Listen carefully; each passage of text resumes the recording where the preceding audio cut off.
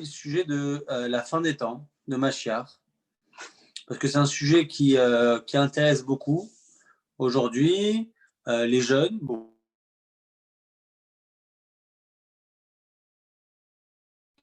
Alors, David, il faut activer le micro.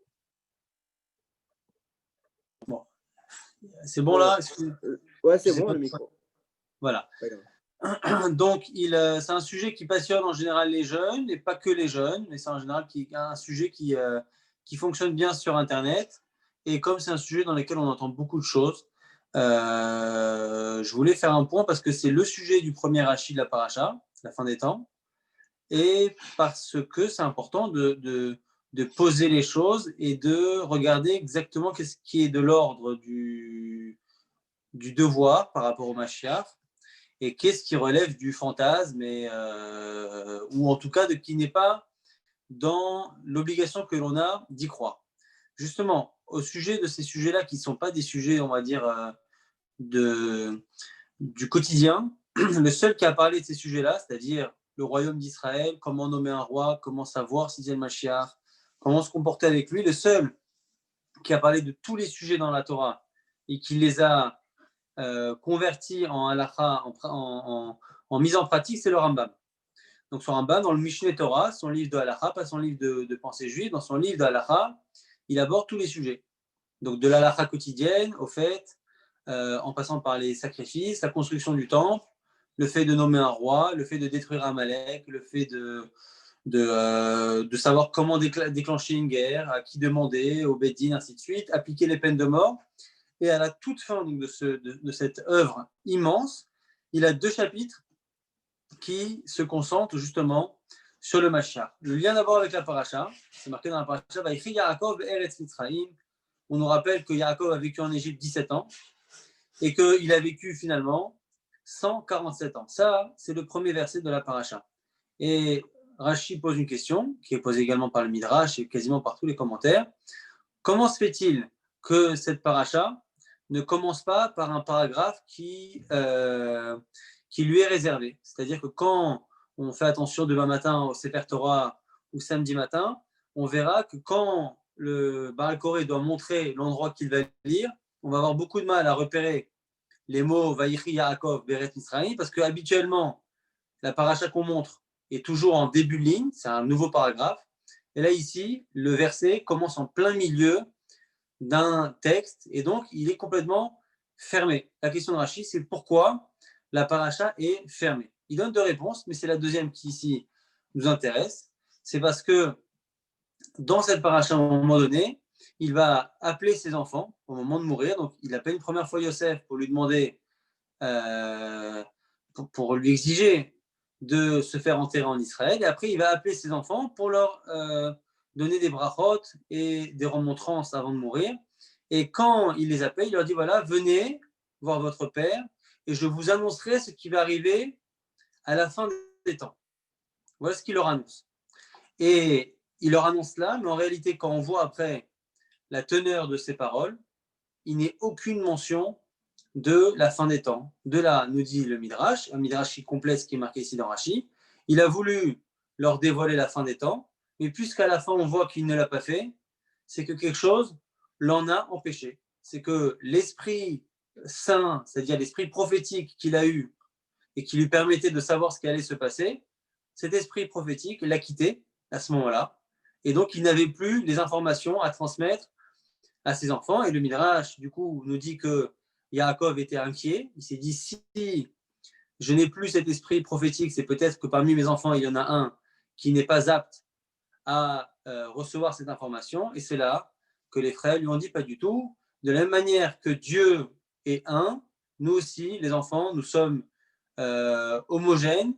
Et donc, Shema Israël, Hashem Elokeinu, Hashem Echad, c'est à ce moment-là qu'ils ont justement dit ce verset du schéma Israël. C'est comme ça qu'en tout cas le Midrash se termine. Donc l'idée globalement, ce qui est rapporté ici donc dans Rashi, c'est que pourquoi la paracha est fermée, c'est-à-dire pourquoi elle ne commence pas par un paragraphe qui est ouvert, c'est parce que Yaakov a voulu dévoiler la fin des temps et que Dieu lui a fermé la prophétie pour justement qu'il ne puisse pas la dévoiler. Ce qui nous permet justement d'ouvrir la porte à un autre sujet, qui est de dire qu'il n'est pas évident que nous devions savoir exactement comment la fin des temps va se dérouler, puisque le premier qui a cherché à en informer ses descendants, alors qu'il avait l'information, donc c'était Yaakov, il a voulu informer les 12 enfants qui seront les 12 tribus, il a voulu leur informer de ce qui allait se passer, et Dieu lui a empêché finalement de faire cela, ce qui veut dire qu'on est déjà dans la première référence de l'histoire où Dieu montre qu'il n'est pas forcément bon, il est même plutôt mauvais de savoir ce genre de choses. On y reviendra justement à la fin du Rambam, et là donc on va aller à la fin donc des halachot du Rambam, dans les halachot de ce qu'on appelle Milchamot et Melachim, les halachot sur les guerres et les nominations de rois. Et là-dessus, le Rambam donc, consacre, on a dit, 2 versets à ce genre de choses. Alors, je vous rappelle que c'est un livre de halacha, donc c'est un livre de pratique juive, et donc du coup, il va vraiment essayer de trier ce qui est superflu et ce qui est nécessaire dans l'application des commandements divins. Et donc, du coup, il va vraiment traduire, convertir tout ce qu'on entend sur le Mashiach en règles vraiment très pratiques. La première règle, c'est le fait d'y croire. Est-ce qu'on doit croire au Mashiach? Est-ce qu'on doit l'attendre? Et si on n'y croit pas, à quel type de texte, eh bien, quel est le texte que l'on trahit? Vous savez que les textes qui parlent le plus du Mashiach sont des textes des prophètes. C'est dans les prophètes qu'on a le plus parlé du Mashiach. Dans la Torah, il en est très peu question. Alors, le Rambam vient quand même nous expliquer que ce n'est pas parce qu'il n'est pas explicitement cité dans la Torah qu'il n'est pas marqué dans la Torah. Et donc, il cite des versets qui nous disent que Dieu, quand il nous annonce qu'on sera exilé à cause de nos comportements, nous annonce que Dieu va nous ramener de l'exil parmi les nations. Et il rapporte aussi la prophétie de Bilham qui a voulu maudire le peuple juif, mais qui finalement a eu des bénédictions prophétiques. Et dans ces bénédictions prophétiques, il parle à chaque fois d'un sauveur. Et quand il parle d'un sauveur, il en parle toujours avec une redondance. C'est-à-dire qu'il prend la même phrase et il la répète avec toujours un verbe et un complément synonyme. Mais les sages nous disent que même si c'est la forme poétique qu'on prenait à l'époque de prendre une même phrase et que pour en renforcer le sens, on prend un sujet, un verbe et un complément qui sont des synonymes, il y a aussi une allusion au fait qu'en réalité, en termes de sauveur, on en aura 2. Le premier sauveur qui va nous sauver de nos ennemis, c'est le premier roi de la tribu de Yehuda, c'est le roi David. Le roi David qu'on appelle, selon le Rambam, le premier Mashiach, c'est-à-dire le premier Mashiach, la traduction du Messie, c'est quelqu'un qui est oint avec l'huile d'onction, donc quelqu'un qui est choisi par le prophète et donc par Dieu pour être roi. Le premier de nos sauveurs, ce sera le roi David. Et le deuxième, qui est encore une fois cité de manière allusive dans tous ces versets, puisqu'à chaque fois on parle d'un deuxième sauvetage, d'un deuxième sauveur, eh bien, ce sera un descendant de ce même David Améler qui se lèvera un jour et qui aura justement pour mission de redonner au peuple juif son indépendance et lui donner la capacité justement à montrer l'exemple au reste des nations. Donc, la première chose que le Rambam nous fait, c'est de nous dire que même si l'essentiel des détails que nous avons sur la fin des temps est écrit dans les prophètes, il faut savoir que c'est essentiellement quelque chose qui démarre déjà dans la Torah, c'est-à-dire dans le Pentateuque, dans les 5 livres de la Torah, il y a déjà des références plus ou moins directes au fait qu'à la fin des temps, il y aura encore un roi et que ce roi nous ramènera en Eretz Israël et qui permettra au peuple juif de retrouver toute sa grandeur de l'époque. Donc, première chose, c'est une obligation d'une certaine manière pour ne pas trahir la Torah. C'est une obligation de croire en tout cas en l'existence future de la venue du Messie. Ça, c'est la première idée que le Rambam rapporte. Après, comme encore une fois, on est dans un livre de règles pratiques, il va falloir nous aider à déterminer qui est un prophète et qui ne l'est pas. Donc, il va donner en 3 temps, d'une certaine manière, la démarche à effectuer pour choisir qui est Mashiach. La première chose qu'il aborde, c'est ce qu'il ne faut pas chercher chez le Mashiach. Et il fait bien de le dire parce que c'est très souvent ce à quoi on s'attend. Et c'est une erreur. Donc dit le Rambam, et il se base en cela sur la Gemara dans Sanhedrin. Il y a un chapitre entier, Perek Relek, là-bas dans Sanhedrin, qui aborde le problème du Mashiach. Même si là-bas, toutes les idées sont rapportées de manière assez brouillonne, eh bien, au final, le Rambam fait un peu d'ordre dans tout cela et nous dit que la première chose, première erreur populaire, c'est de penser que le Mashiach est un homme qui devra faire des miracles. Donc, soit parce qu'il faut absolument qu'il ait une sorte de pouvoir, on va dire, magique, soit des miracles pour nous prouver que c'est bien lui le Mashiach. Sinon, chacun de nous pourrait s'autoproclamer Mashiach, et donc on a tendance à penser que pour ne pas se tromper, il faudrait qu'il soit capable de faire des miracles. Le Rambam dit c'est une erreur. C'est une erreur. Il sera comme vous et moi, sans aucune nécessité d'être capable de changer, ni une fois, ni de manière régulière, le cours des choses et les règles, on va dire, qui régissent le monde dans lequel nous sommes. La preuve du Rambam, c'est le fameux Bar Korba. Donc Bar Korba, c'est cette personne qui s'est révoltée contre les ennemis, qui était suivie, entre autres, de Rabbi Akiva. Et dit le Rambam, Rabbi Akiva et beaucoup de sages de son époque étaient persuadés qu'il était le Mashiach. Ils étaient persuadés qu'il était le Mashiach, sans qu'on lui demande de faire un quelconque miracle. Simplement, il a été tué. Et le jour où il a été tué, on a su qu'il n'était pas le Mashiach. Donc il a donné l'exemple pour justement déduire qu'on peut très bien croire en Mashiach sans encore une fois lui demander un quelconque miracle. Maintenant, il va parler de la foi qu'on doit avoir dans le Mashiach en deux étapes.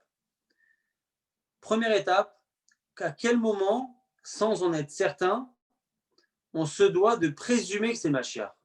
Parce que le Mashiach, il faut soit y croire, soit ne pas y croire. Alors il nous dit, si vous avez une personne qui arrive à prouver qu'il est descendant du roi David, qui étudie la Torah, qui pratique la Torah en respectant la Torah écrite, la Torah orale, et qui fait en sorte que le peuple qu'il dirige, puisqu'il est roi ou il est dirigeant, il fait en sorte que le peuple qu'il dirige, eh bien, se soumette également aux lois de la Torah. Ces 3-4 qualités sont suffisantes pour que nous ayons l'obligation de présumer, c'est pas être certain, mais présumer que cet homme est le Mashiach, et donc se comporter avec lui comme tel. Nous rajoute le Rambam, une fois qu'on l'a donc nommé et qu'on l'appelle Mashiach, si par la suite il arrive à faire ce qui est attendu, c'est-à-dire reconstruire le Beth Amikdash, qu'il arrive à nous débarrasser de tous les ennemis autour, en tout cas de nous tranquilliser de tous les ennemis qu'il y a autour, et s'il arrive à réunir tous les exilés d'Israël qui sont aux quatre coins du monde, eh bien à ce moment-là, cet homme sera de manière certaine le Mashiach. Donc vous avez vu, c'est très très clair selon le Rambam. Aucune mention d'un quelconque miracle, ça ne rentre pas du tout dans le choix qu'on doit faire. On doit par contre regarder d'où il vient, comment il se comporte. S'il est roi, qui vient de David Améler et que c'est un bon juif, probablement que c'est lui. Bar Korba, on n'a jamais dit que c'était le plus chacham de sa génération, le plus pieux de sa génération, mais a priori, il avait justement toutes ces qualités, et donc on a présumé que c'était lui jusqu'à ce qu'il meure. Et donc si par contre il arrive à construire le temple et à faire tout cela, à ce moment-là, nous aurons la certitude que c'est bien le Mashiach, en sachant qu'il évoque à ce moment-là le but de ce Messie, le but du Mashiach, c'est de réussir à faire, comme c'est marqué dans le verset, à faire en sorte que le monde entier comprenne, un peu comme une langue commune, comprenne l'existence de Dieu, et que l'existence de Dieu soit finalement un peu comme une langue que tout le monde partage. Et on verra justement comment le Rambam aborde cette idée-là. Ici, là, dans les éditions qu'on a du Rambam, le premier chapitre, sur les 2 chapitres qui concernent le Mashiach, le premier chapitre s'arrête ici. Mais, en réalité, nous, dans les versions les plus récentes, nous avons quelques ajouts. Pourquoi ? Parce que la partie qui était censée terminer ce chapitre évoquait Jésus et donc a fait l'objet d'une censure pendant quelques siècles. Donc là, ce que je vais vous rapporter, c'est une partie, donc il y a 3-4 halachot comme ça du Rambam, qui ne sont pas dans certaines éditions, mais qui apparaissent encore une fois dans les toutes nouvelles. Donc il parle justement de Jésus, parce que contrairement à Mahomet, Jésus a été présenté comme étant le Mashiach, justement. Et donc la première chose que le Rambam explique, c'est pourquoi il n'est pas le Mashiach. Il dit le Mashiach est censé apporter la paix dans le monde. C'est un argument également qu'on retrouve dans le Ramban, le Nachmanide, dans les disputations qu'il a eues à Barcelone, devant le roi Jaime là-bas. Il a argumenté pendant plusieurs jours pour justement défendre le Talmud contre les accusations. Et entre autres, on lui a demandé de prouver que Jésus n'était pas le Mashiach. Et effectivement, il a dit voilà, c'est marqué dans les versets qu'au moment du Mashiach, il y aura la paix dans le monde entier. Or, il n'y a jamais eu autant de guerres que depuis que Jésus est venu. Donc, du coup, c'est la preuve qu'il n'est pas le Messie. Mais ce qui est intéressant dans le Rambam, encore une fois dans cette partie qui est censurée, c'est qu'il cite un verset dans Daniel. 11e chapitre de Daniel, 14e verset. Il cite un verset qui dit qu'un jour, il y aura des paritsé à Mecha. Il y aura des gens dans le peuple qui vont nommer un prophète, Ve'ayal et Mirchol, qui va faire trébucher le peuple. Dit le Rambam, ce verset de Daniel est une annonce justement au fait qu'il y aura des milliers ou des centaines de milliers de gens qui vont se tromper après un faux prophète qui justement se fera passer pour le Mashiach. Le Rambam termine donc cette partie censurée par une explication, on va dire, du succès des deux religions monothéistes. Je rappelle que le Rambam a vécu aux alentours du XIIe siècle. Et le XIIe siècle, c'est vraiment l'époque où les deux religions monothéistes sont en pleine expansion, sont en train de se battre en Israël pour récupérer les lieux saints. Et donc, c'est une question qui finalement dérange un peu tout juif, tout penseur juif de l'époque.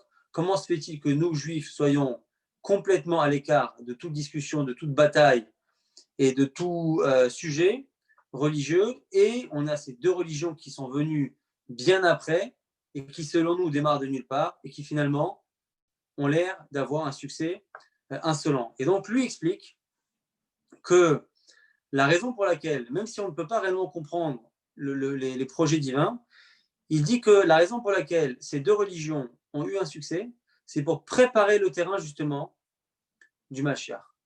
Comme on l'a dit tout à l'heure, Az et Efor, Safael a mis un verset qui dit que le Mashiach va faire en sorte, que Dieu va faire, grâce au Mashiach, faire en sorte que le peuple, le monde entier, comprendra la vérité de Dieu exactement comme une même langue que nous comprenons tous. Dit le Rambam, comment ça se fait? Comment le Mashiach peut arriver et parler à des peuples qui sont idolâtres depuis des millénaires, qui se prosternent devant des statues, devant des étoiles, devant la mer, devant des arbres, devant des animaux? Comment leur expliquer du jour au lendemain qu'il faut tout changer? Et donc il explique que ces deux religions qui ont été très conquérantes, et il leur a même dit déjà à son époque, jusque dans les îles lointaines, on a réussi à faire passer le message de la Torah. Donc il dit que la réussite de ces deux monothéismes a eu pour effet, et était donc le but divin, de faire en sorte que même s'ils ont effectivement déformé un peu la Torah, essentiellement le principe d'un Dieu qui a créé le monde, le principe du Mashiach, le principe des mitzvot, le principe du Shabbat, tout ça est quelque chose qui fait partie de la culture populaire quasiment dans les quatre coins du monde. Et nous dit le Rambam, le Mashiach à la fin des temps n'aura qu'à faire quelques corrections et expliquer à ces peuples que ce qu'ils ont entendu sur la Torah et sur les prophètes, ça n'est vrai qu'à X%, mais qu'il y a quelques corrections à faire, c'est-à-dire qu'il ne faut pas croire que le Shabbat n'existe plus, il ne faut plus croire que tel texte a remplacé la Torah. Donc, quelques ajustements, quelques mises à jour, mais en réalité, il aura déjà un travail qui aura été fait pendant des millénaires par des religions qui auront sorti des peuples des 5 continents, qui les auront sortis du polythéisme dans lequel ils étaient, ils leur ont appris une bonne partie de la pensée juive de la Torah, et encore une fois, le Mashiach terminera le travail. Donc ça, encore une fois, c'est la fin de ce premier chapitre qui, si je le résume, nous apprend que même si beaucoup de choses sont marquées dans les prophètes, c'est déjà écrit dans la Torah, et donc c'est déjà une obligation de la Torah de croire et d'attendre au Mashiach. Et le fait que je le choisis comment? Non pas avec des miracles, mais essentiellement parce que il est descendant de David Améler, se comporte comme un bon juif, et a priori, je le présume comme étant le Mashiach, et s'il arrive à construire le temple et à réunir tous les exilés, à ce moment-là, il sera le Mashiach de manière certaine. Et encore une fois, il y a toute cette partie sur l'explication pour la raison pour laquelle, dans les projets divins, il y a eu ces deux religions qui ont eu un tel succès, non seulement un succès, mais qui ont eu les deux une volonté expansionniste. C'est-à-dire expansionniste dans la religion, et après, quand on regarde la période coloniale européenne, eh bien, c'est ce qui a permis de faire en sorte qu'effectivement, dans n'importe quelle île quasiment au monde, vous avez, même quand il y a d'autres religions locales, il y a quasiment toujours une partie de la population qui est soit chrétienne, soit musulmane. Donc, dans cet endroit-là, on a la connaissance générale des principes de la Torah, qu'encore une fois, le Mashiach n'aura qu'à améliorer, qu'à corriger, pour encore une fois appliquer ce qui est marqué dans ces haftarot, c'est-à-dire que le monde entier comprendra la langue qui est celle de l'existence d'un Dieu. Le chapitre qui suit va parler un peu plus en détail de cette époque, l'époque de Mashiach, et il va faire le tri entre ce qui est certain et ce qui ne l'est pas. Il va faire le tri également entre ce qui est à comprendre au sens propre et ce qui est plutôt une métaphore. Et après, il abordera l'importance justement de ces détails. Donc, il dit d'abord que l'Haftara qu'on lit à la fin de Pessah, c'est l'Haftara qui dit que le loup mangera avec l'agneau. Il dit ça, c'est une métaphore. Pourquoi? Parce que nos sages nous disent qu'entre l'époque d'aujourd'hui et l'époque du Mashiach, il n'y aura pas de différence, si ce n'est que le Ram Israël retrouvera sa liberté vis-à-vis des nations. Sa liberté et son indépendance. Ce qui arrive aujourd'hui en Israël d'une certaine manière. Le fait que le peuple juif soit indépendant et libre de son destin, c'est ça l'essentielle différence qu'il y a entre l'époque du Mashiach et l'époque du Rambam. Donc, il n'y a pas de raison d'imaginer que les animaux vont changer de comportement et que la nature du monde va changer. Et donc, le loup et la panthère, c'est une allusion aux nations. L'agneau, c'est une allusion au peuple juif. Et donc, au final, cette Haftara ne fait que, par une parabole, nous expliquer qu'à la fin des temps, eh bien, le peuple juif sera au milieu de ce qui était avant des ennemis et ils pourront justement vivre tranquillement. C'est le miracle essentiel de la fin des temps. Et quand il fait allusion au Rambam, il dit peut-être, effectivement, il y aura peut-être une guerre qu'on appelle Gog ou Magog. Il y aura peut-être quelqu'un qu'on appelle Eliyahu Hanavi qui va venir. Et effectivement, il a l'air de ce Eliyahu Hanavi de dire qui est Cohen, qui est Lévi, qui est de telle tribu. Il dit ça, c'est pas évident, parce que les sages eux-mêmes ne sont pas d'accord. Et il dit surtout que même si c'était vrai, il dit que le détail de comment ça va se passer n'est pas important. Et il dit, ce n'est pas bon pour un juif de passer du temps, beaucoup de temps, de consacrer du temps à étudier ces sujets-là. Pourquoi? Parce qu'il ne mène pas aux deux mitzvot essentielles que l'on a pour se rapprocher de Dieu, qui sont le fait d'aimer Dieu et le fait de le craindre. Je dois toujours approcher Dieu avec une envie de le connaître, qui est l'amour, et une crainte de trop en approcher, qui est la ira. Et finalement, savoir comment exactement le monde sera à ce moment-là ne nous apporte ni l'un ni l'autre. Et ça explique peut-être justement pour la raison pour laquelle Yaakov Avinu n'a pas réussi à dévoiler la fin. Et le Rambam termine en citant la Gemara. La Gemara dit, la Gemara maudit à plusieurs reprises ceux qui font le calcul de la fin des temps. C'est-à-dire que non seulement on n'est pas censé essayer de comprendre exactement ce que ce sera, mais même le fait d'essayer de mesurer le temps qui nous reste jusqu'à cette époque est quelque chose que la Gemara estime comme étant interdit, et elle maudit même ceux qui s'adonnent à ce genre de prévision. Et le Rambam termine avec donc ce qui va terminer à la fois les règles sur le Mashiach, mais qui va terminer finalement toute son œuvre immense de Halacha, en expliquant finalement en quoi la venue du Mashiach est importante Et d'une certaine manière, il revient sur le but ultime du monde dans lequel nous vivons, parce que c'est un principe qu'il a déjà abordé dans le 9e chapitre d'Ilchot Teshuvah. Quand il parle là-bas du monde futur, il explique la raison pour laquelle dans ce monde-ci, on a des facilités ou des difficultés. Pourquoi, alors que les récompenses sont prévues dans le monde futur, la Torah nous promet ici des récompenses ou des punitions?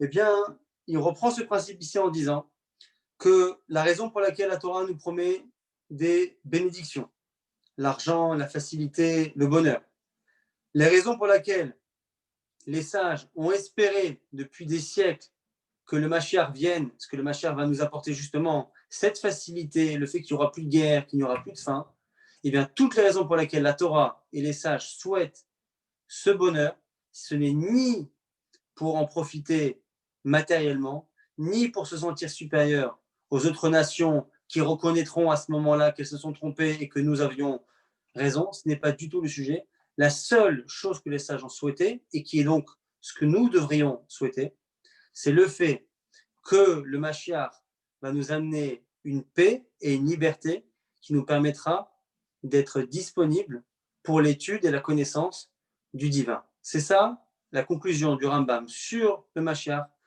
et sur, de manière générale, toute la Torah. Tout le fonctionnement de la Torah est basé sur cette idée que nous devons souhaiter d'être en bonne santé, d'avoir de l'argent, d'avoir du temps, d'avoir du bonheur et de l'équilibre pour justement faire en sorte qu'on ait plus de possibilités de s'adonner à la connaissance du divin, parce qu'encore une fois, selon le Rambam et beaucoup de penseurs de son époque, c'est le but justement, la mission de l'homme, c'est de justement utiliser ses compétences intellectuelles pour justement se rapprocher de la connaissance de Dieu. Y a-t-il des questions, messieurs, dames? Alors, je ne crois pas que j'entende. Ils vont Oui. activer leur micro. Alors, il y a Monsieur Lesmi qui a une question. Oui, Oui. je voudrais revenir sur l'origine du Mashiach, en fait. C'est-à-dire, si j'ai bien compris, dans la Torah, parce que vous dites dans la Torah, on a déjà, c'est suggéré, en fait, en quelque sorte. Alors, Exactement. moi, j'ai toujours compris que ça venait des prophètes Isaïe, le loup et l'agneau, le bébé à côté de la vipère, enfin, des images un peu comme ça. Mais dans le texte écrit, est-ce que c'est quelque part dans la Torah? Parce qu'on Alors, donnait dans l'exemple. la Torah c'est marqué de manière assez générale. Ce qui est marqué de manière claire, c'est une allusion à une libération. Donc, c'est le verset que j'ai cité tout à l'heure. C'est marqué là-bas. Ve'viacha Hashem, Hashem te ramènera en Eretz Israël. Ve'shav Hashem, Elokecha eshevutecha ve'richamecha, Hashem te ramènera aussi et il aura pitié de toi. Donc, c'est une allusion au fait qu'après un exil, Hashem nous ramènera. Donc, ça, c'est la référence la plus claire, mais elle a beau être claire, elle manque de détails. Le deuxième passage qu'il rapporte, c'est la prophétie de Bilaam, mais cette prophétie ne mentionne le Mashiach que de manière allusive. C'est ce que je vous ai dit tout à l'heure, c'est-à-dire qu'à chaque fois que l'on va parler d'un sauveur, on va l'aborder de manière redondante. Er'enu velo ata, je le verrai, mais pas tout de suite. Ashurenu velo karov, ce qui veut dire exactement la même chose. Alors, au niveau du sens premier, je vous ai dit, c'est la forme que l'on a dans quasiment toutes les poésies de Hazécher Moshe, de Teilim, de Michelet. C'est très souvent la manière que l'on a de prendre une expression et de la répéter avec des synonymes. Mais nos sages nous disent que c'est aussi une allusion en fait qu'en réalité, on parle de deux sauveurs, David Améler et son descendant. Et là, du coup, ce serait une allusion plus en détail, mais en réalité, on ne peut l'avoir dans le texte que si on a déjà la transmission de nos sages. C'est-à-dire que ce n'est pas quelque chose que l'on aurait pu nous-mêmes deviner. Donc, ça reste très flou dans le texte, mais le Rambam n'est pas gêné par cela parce que ça c'est ce qu'il dit au début, et dans tous les cas, à la fin de ce qu'il a dit, que les détails du Mashiach ne sont pas importants et que finalement notre mission, elle est d'y croire dans sa globalité, sans rentrer dans le détail, eh bien, on comprend finalement pourquoi la Torah elle-même n'est pas rentrée dans le détail et pourquoi Yaakov n'a pas réussi à le transmettre, parce que finalement le détail n'est pas important. La seule chose qu'il faut, c'est justement garder en tête que malgré les difficultés interminables que le peuple juif a vécu. Nous, encore une fois, on a du mal à comprendre parce qu'on est nés quasiment tous après l'existence d'Eretz Israël. Mais ceux qui, pendant des siècles, eh bien, ont vécu dans un monde où il était inenvisageable qu'on revienne en Eretz Israël, se demandaient si un jour on allait bien être sauvé, si Hachem allait bien un jour penser à nous. Et c'est cet espoir-là, justement, qui était une mitzvah de la Torah, sans forcément, encore une fois, rentrer dans le détail. D'ailleurs, il explique sur les métaphores que il faudra attendre le Mashiach pour comprendre quelle sera dans le prophète la partie qui sera réelle, la partie qui sera métaphorique. On le saura qu'après. Donc il a donné l'exemple de l'agneau et du loup, parce que pour lui c'est certain que ça n'arrivera que de manière métaphorique. Mais pour le reste, il dit, ça se trouve, même Gog ou Magog, c'est peut-être déjà une allusion à quelque chose qui sera justement différent. Donc rien de précis. Merci. Oui. Monsieur Ayot. Oui, bonsoir, Raph. Bon, j'ai plusieurs questions. Je ne sais pas si je vais les parachuter en même temps. Ou... Regardez, vous avez parlé des deux nations, enfin des deux options chrétiennes et musulmanes par rapport à la Torah. Mais ils ne se reconnaissent absolument pas. Ils ne se reconnaissent pas du tout au niveau de la Torah. Deuxième question, où est le clivage entre Acharet Hayamim, la fin des temps, et Olam Haba? Est-ce que l'un va vers l'autre? Est-ce qu'il y a... Là, j'aimerais avoir une petite précision, s'il vous plaît. Et ensuite, dans Aleinu Shabeyach, on dit tout le temps, à la fin, Vayomahu Hashem Echad Ushmo Echad. Donc, je crois que vous avez déjà commencé à répondre, mais il faut faire attention que le Mashiach ne doit pas remplacer Hachem. Parce qu'à un certain moment, on croyait beaucoup plus à un Mashiach qu'à Kadosh Baruch Hu. Voilà. Et la dernière question, c'est qu'on a donné le titre de Mashiach à Darius. Oui, je ne sais pas. Alors, pourquoi? Qui lui a donné ce titre? Ben, c'est marqué. Où ça? Dans Divrei Yamim, lorsque Nabuchodonosor a été remplacé par...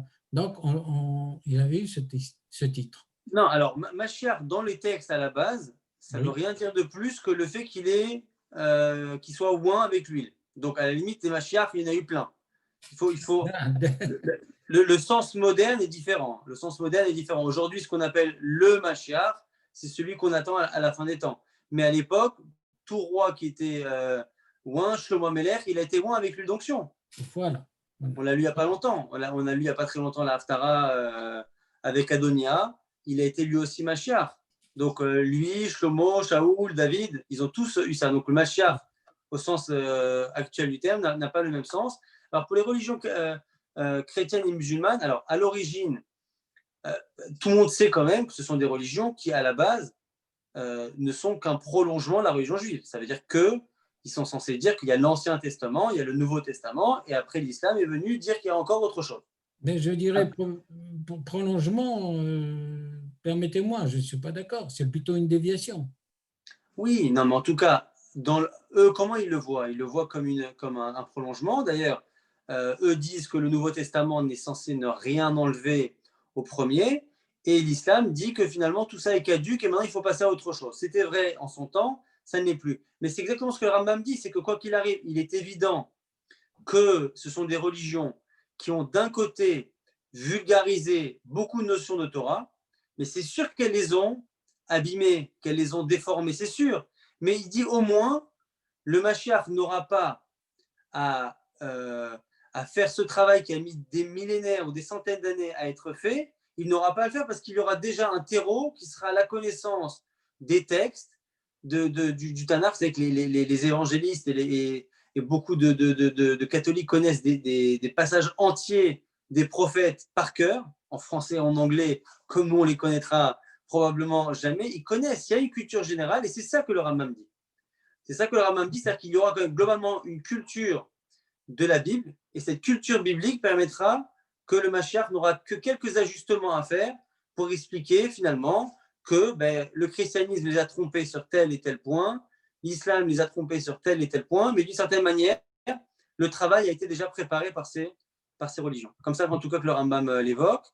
Après, vous avez parlé, troisième question, j'ai oublié. Oui, Khalet Ayamim et la fin des temps et Olam Haba. Alors, vous avez raison de poser la question. Quand on lit le chapitre dans la Gemara qui parle de cela, c'est très, très flou.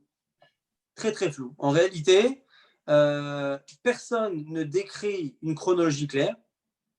On parle de périodes comme ça sans expliquer ce qui est censé arriver avant quoi.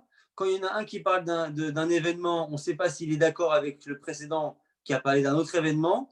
Et alors, l'impression très désagréable de patauger, eh bien, le Rambam nous rassure en nous disant, il le dit dans les halachot que j'ai évoqués tout à l'heure, il dit, non seulement il n'y a aucun sage qui n'a jamais eu de vision claire de ce qui va se passer, mais il dit même les prophètes eux-mêmes n'en avaient pas une.